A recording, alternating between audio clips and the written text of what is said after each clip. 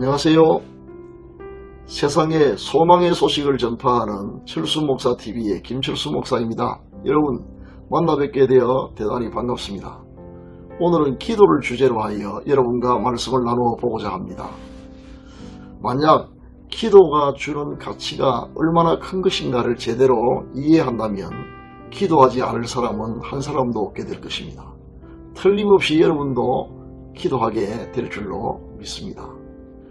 주제에 관한 내용이 워낙 방대하므로 짧은 시간에 한꺼번에 다 말씀드릴 수가 없어서 몇 차례에 걸쳐서 나누어 말씀을 드리도록 하겠습니다.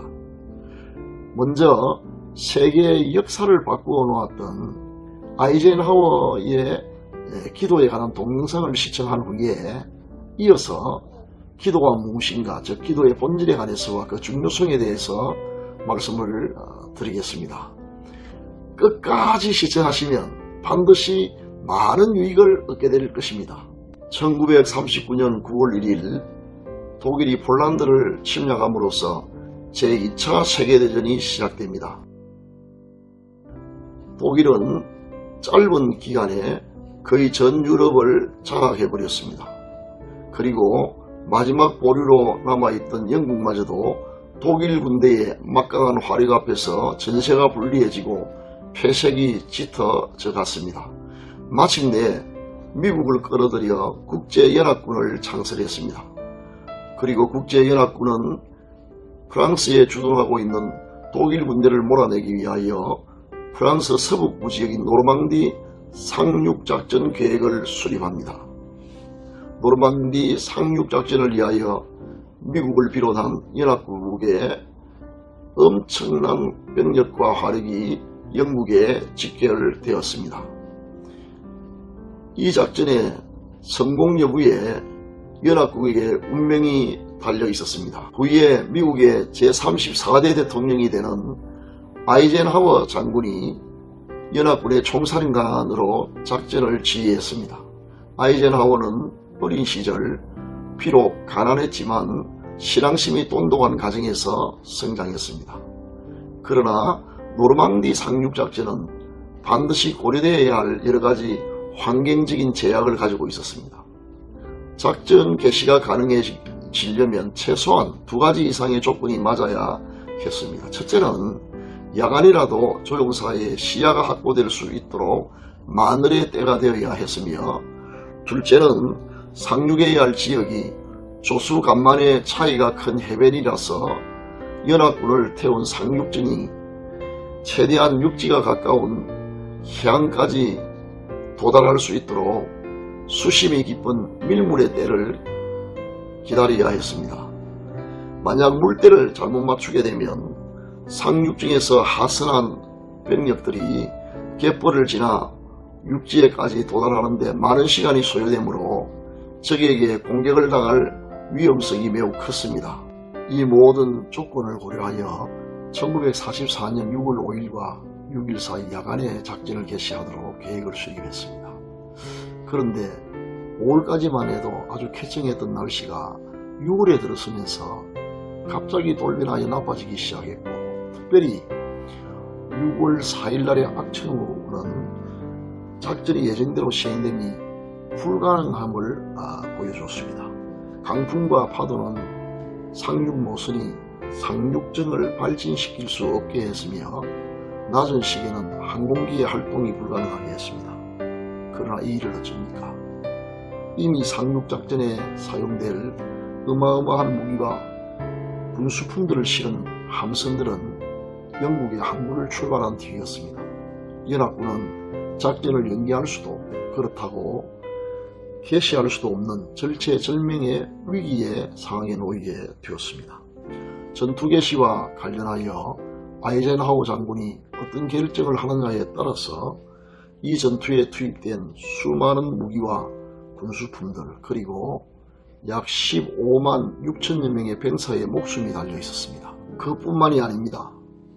크게는 연합국 전체의 운명이, 더 나아가서 세계 역사의 방향이 히틀러 등의 통치를 받는 전체주의 체제로 갈 것이냐 아니면 자유민주주의 체제로 갈 것이냐의 운명이 달려 있었습니다.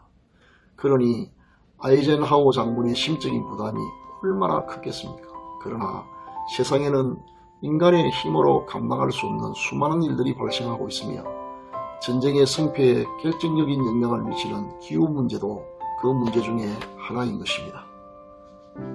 아이젠하워 장군의 참모들 중에는 작전 개시를 연기하자고 의견을 필요한 자도 있었습니다.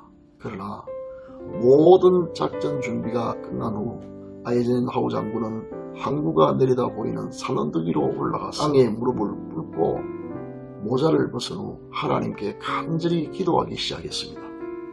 이를 지켜보던 지휘관들도 함께 무릎을 꿇고 기도를 드렸습니다. 기도를 마친 후 아이젠하워 장군은 다음과 같이 말했습니다. 이제 운명의 시간이 다가왔습니다. 우리의 모든 지식과 훈련받은 것을 동원할 시간이 다가온 것입니다. 그리고 이 모든 것은 하나님의 손 안에 있습니다. 하나님의 손에 모든 것을 맡겼으니 우리는 행동으로 들어갑시다. 그리고 1944년 6월 6일 예정했던 대로 작전을 개시했던 것입니다.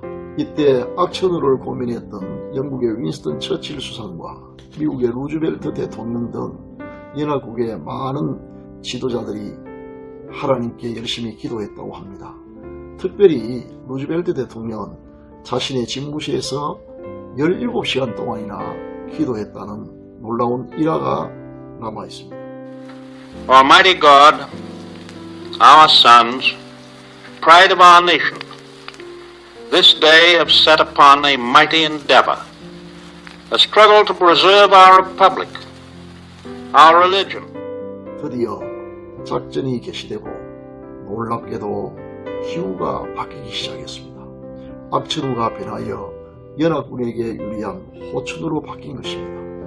악천후가 계속될 것으로 굳게 믿고 연합군의 공격에 대하여 방심했던 독일 군대는 크게 패배했고 이 전투를 시작으로 전세가 연합군에 유리하게 전개되어 결국 제2차 세계대전을 승리로 장식하게 되는 결정적인 계기가 되었다고 합니다. 후에 아이젠하워는 그때의 일을 다음과 같이 수레했습니다.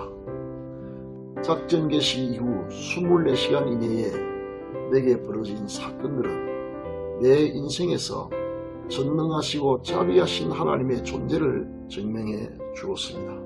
지독했던 날씨가 갑자기 개면서 대공습을 감행할 수 있었고 피해는 우리가 예상했던 것보다 훨씬 더 적었습니다.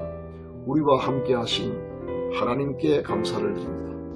아이젠하워의 이런 놀라운 체험은 기도가 우리의 삶에 있어서 얼마나 중요한가를 보여주는 실증적인 사건이라고 볼 수 있습니다.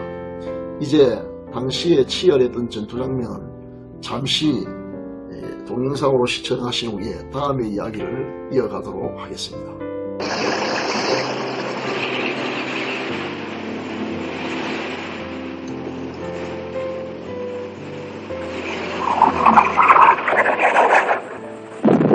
There it is, man. Omaha Beach, dead ahead.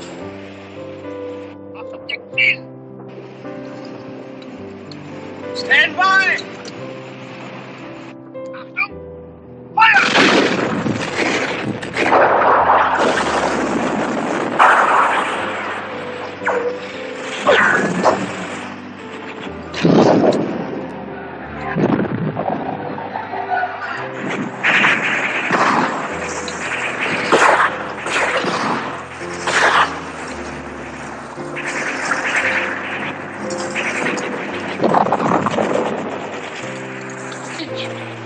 Let's go!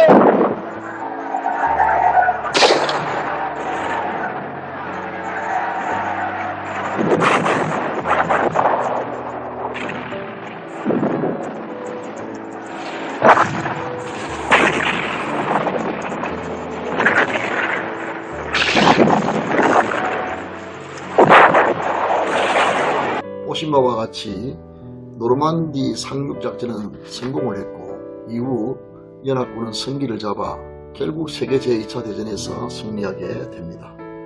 우리 삶의 전 영역에 있어서 기도의 중요성은 아무리 강조해도 결코 지나치지 않을 것입니다. 많은 사람들이 이미 이러저러한 형태로 기도를 해본 경험이 있고 최소한 기도에 대한 관심을 가지고 있습니다. 그러나 막상 기도가 무엇이냐라고 물어보면 대답하기가 그리 쉽지 않습니다. 지금부터 기도가 어떤 것인가에 대해 함께 생각해 보도록 하겠습니다. 과연 기도란 무엇입니까? 기도란 살아계시며 인격적이신 하나님과의 교통이라고 정의할 수가 있습니다. 이를 영어로 말하면 다음과 같습니다. Praying is the communication with God 혹은 Praying is communicating with God 라고 말할 수 있습니다. 즉 기도란 유한한 인간이 영원하시며 전능하신 하나님과 교통하는 것을 가리킵니다. 기도라는 수단을 통하여 하나님과의 교통과 교제가 가능해진다는 의미입니다. 피조물인 인간과 창조주와의 교통과 교제가 기도를 통하여 가능해진다는 놀라운 뜻이기도 합니다. 인간이 하나님과 교통하다니 이 얼마나 놀랍고 신비로운 일입니까? 따라서 기도는 일방적인 행위가 아니라 하나님과 인간 사이에 쌍방적인 행위라는 사실을 알 수 있습니다. 그러므로 진정한 기도는 하나님과 우리 사이에 말하고 듣는 행위가 교대로 일어나야 합니다.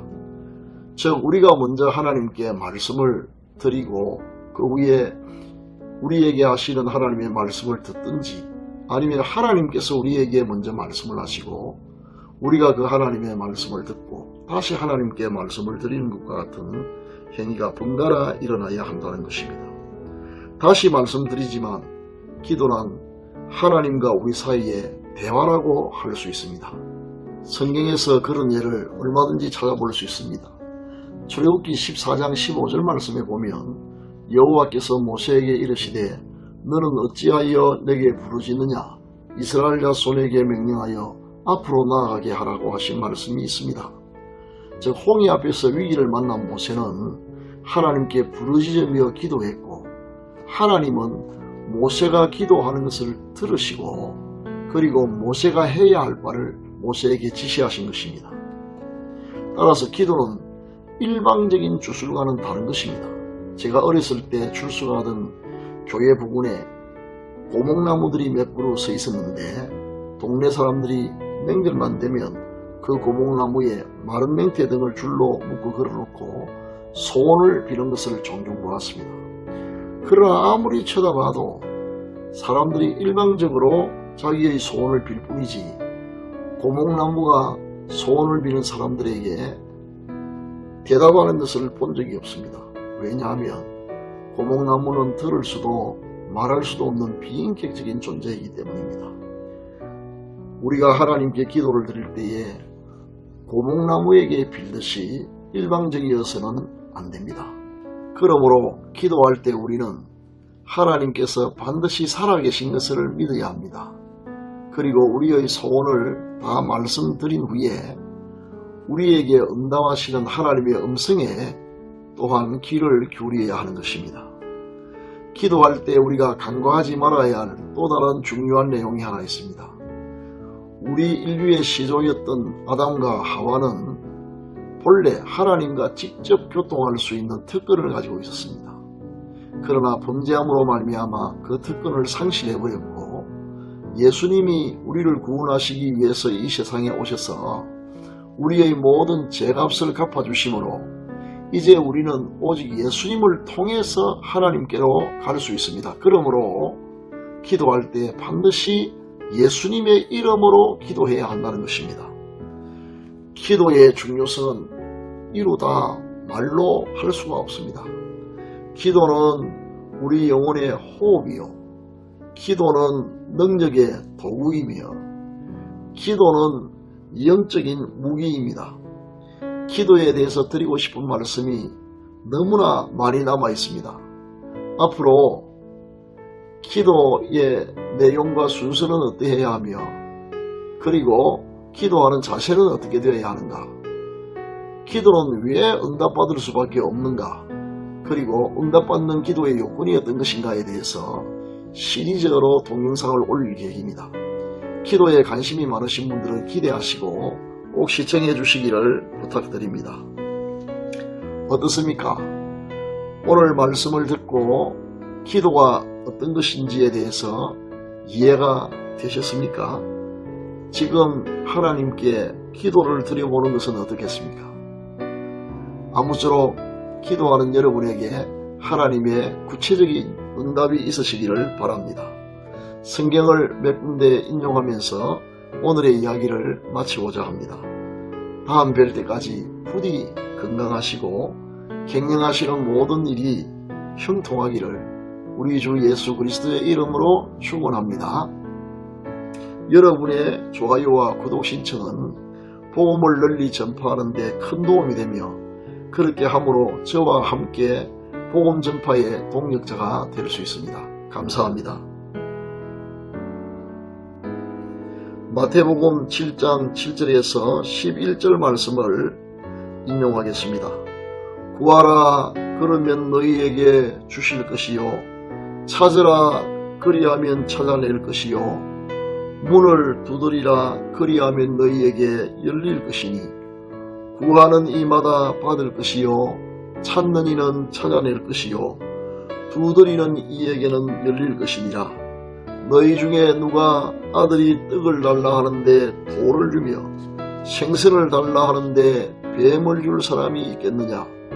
너희가 악한 자라도 좋은 것으로 자식에게 줄 줄 알거든 하물며 하늘에 계신 너희 아버지께서 구하는 자에게 좋은 것으로 주시지 않겠느냐? 감사합니다.